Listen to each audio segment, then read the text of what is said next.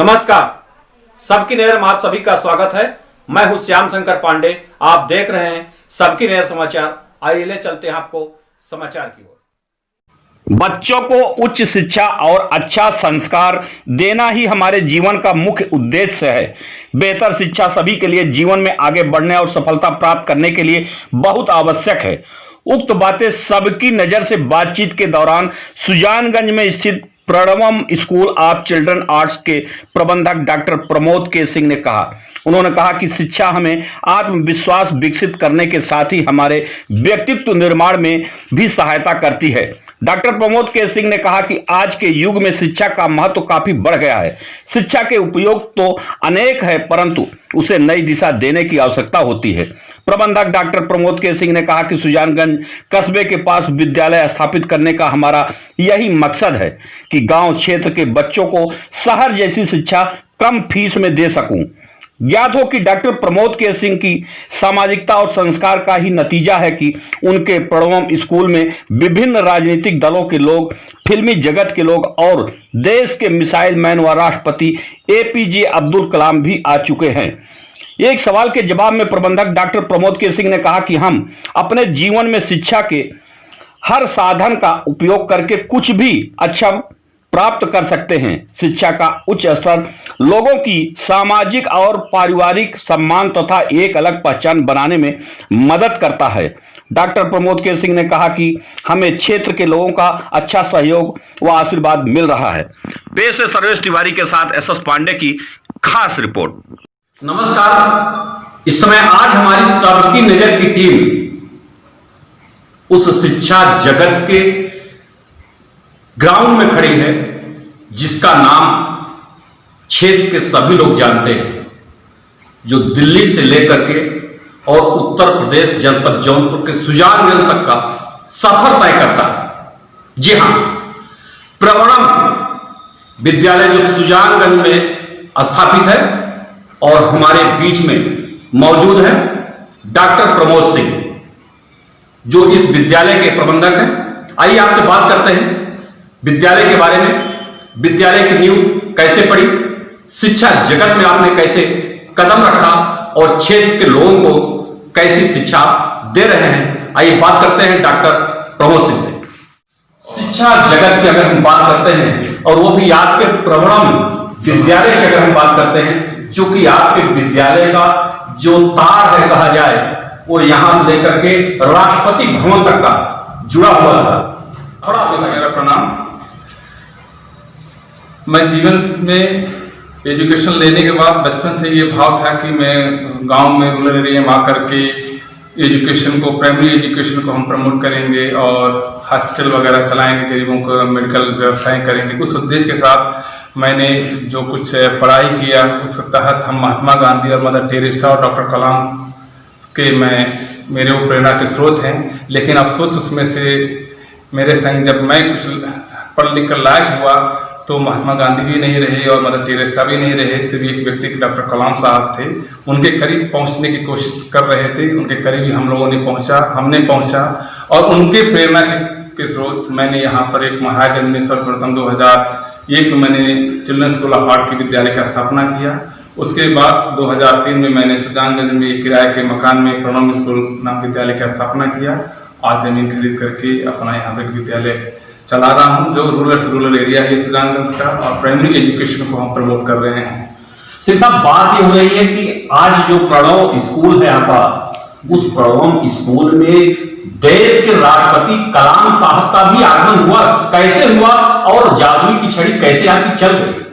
नहीं सर, ये तो जादुई छड़ी नहीं कहा जा सकता। ये तो एक हमारा भाव था कलाम के, और हमारे रिश्ते जो हैं उसको हम परिभाषित नहीं कर सकते। हमारा रिश्ते जो है बहुत पवित्र रिश्ते हैं और बस रिश्ते हो गए। और कलाम हमको अपने परिवार से भी ज़्यादा हमको महत्व देते थे, अपने बच्चे के सामान देखते थे और उनके ही भाव था कि आज मैं यहाँ पर एक गाँव के अंदर काम कर रहा हूँ।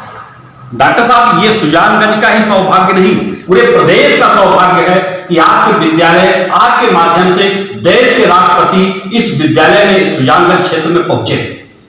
जी, आप एज ए मीडिया आप इस चीज़ को कह सकते हैं, ये गांव के लोग कह सकते हैं, हमारे शुभचिंतक कह सकते हैं लेकिन हम देख कहेंगे कलाम का भाव ये यहाँ के लोग उस लायक थे। कलाम साहब ने आकर के अपना आशीर्वाद जौनपुर जिले को दिया, सुजानगंज को दिया, यहाँ के युवाओं को संबोधित किया, आगे बढ़ने के लिए उन्होंने प्रेरणा दिया, जिसके तहत आज सुजानगंज जौनपुर आगे निकल रहे हैं। शिक्षा जगत की अगर हम बात करते हैं तो आप एक सुजानगंज कस्बे से सटा हुआ जो क्षेत्र है, यहाँ पर आपने अपने विद्यालय की स्थापना किया।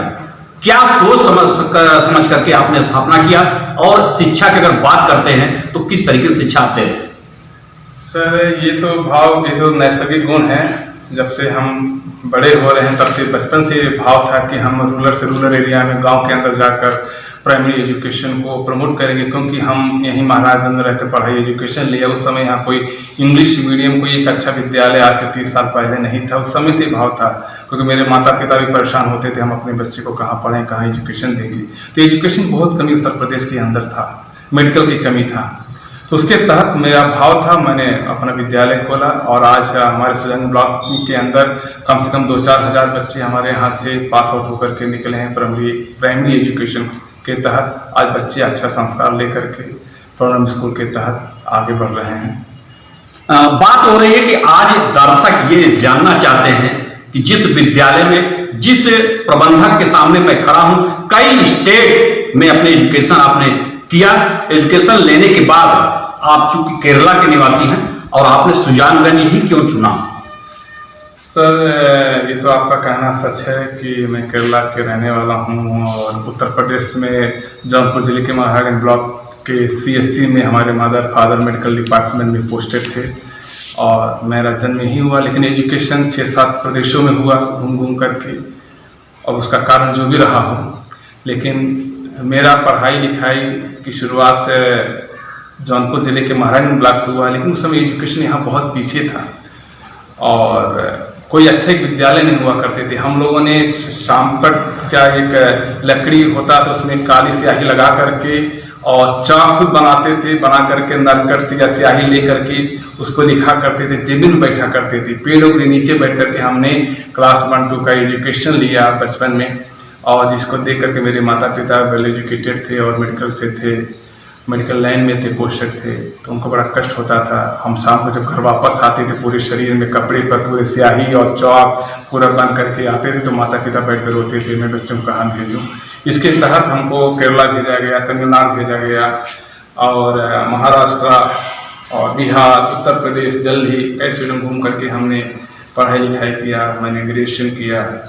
आपको मैं बता दूं, क्लास 8 तक केरला स्टेट, और फिर तमिलनाडु 6-7-8 महाराष्ट्र, हाई स्कूल आपके ही बल्लभपुर सल्तनत बहाद इंटर कॉलेज से। ग्रेजुएशन हमने इलाहाबाद यूनिवर्सिटी से किया, और देन उसके बाद हमने MBA किया, और PhD हमने दाखिला JNU से किए थे। उसके बाद उसी पढ़ाई के दौरान ये दिमाग में था कि शहर छोड़ करके गांव की तरफ बढ़ना है। डॉक्टर साहब, अगर हम बात करते हैं, आपकी बातों को मैं इसी रोक रहा था, अगर हम बात करते हैं जब PhD में आपने एडमिशन लिया, तो एडमिशन लेने का एक ही मुझे लग रहा है तात्पर्य आपका था, चूंकि देश के राष्ट्रपति से मिलना।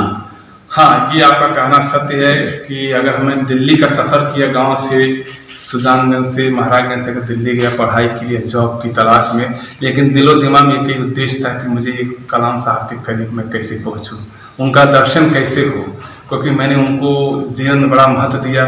मेरे प्रेरणा के स्रोत है, उनकी हर लिखी हुई किताब को हमने अध्ययन किया। मुझे लगता है कि ये देश का बहुत बड़ा हमारा निधि है। इस निधि के करीब पहुंच करके उनसे आशीर्वाद देकर फिर मैं भी एक उनके मिशन 2020 को आगे बढ़ाते हुए एक कदम आगे रखूंगा। गांव में आकर के प्राइमरी एजुकेशन को मैं प्रमोट करूंगा, ताकि मेरे देश की युवाएं आगे बढ़ें, उनकी बेस्ट एजुकेशन मिले।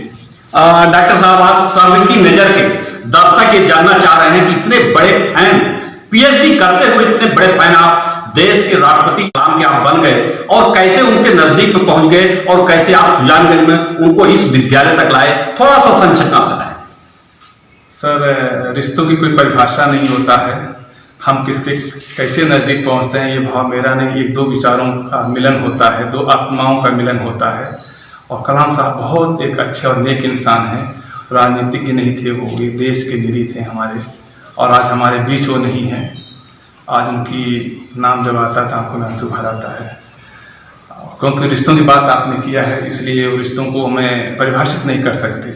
लेकिन हाँ इतना कह सकता हूँ मैं कि मैं उनके कदमों के आगे चलकर जो जिस विद्यालय की मैंने स्थापना किया उस विद्यालय को उनको करीब से देखना चाह रहे थे। कई बार दिल्ली में जब मेरी उनकी मुलाकात कभी डाइनिंग टेबल पर, कभी विजिटिंग हॉल में ये होता था तो बार बार यही कहते मुझे जौनपुर कब घुमाओगे, मुझे अपने विद्यालय कब ले चलोगे, मुझे घर का भोजन कब खिलाओगे।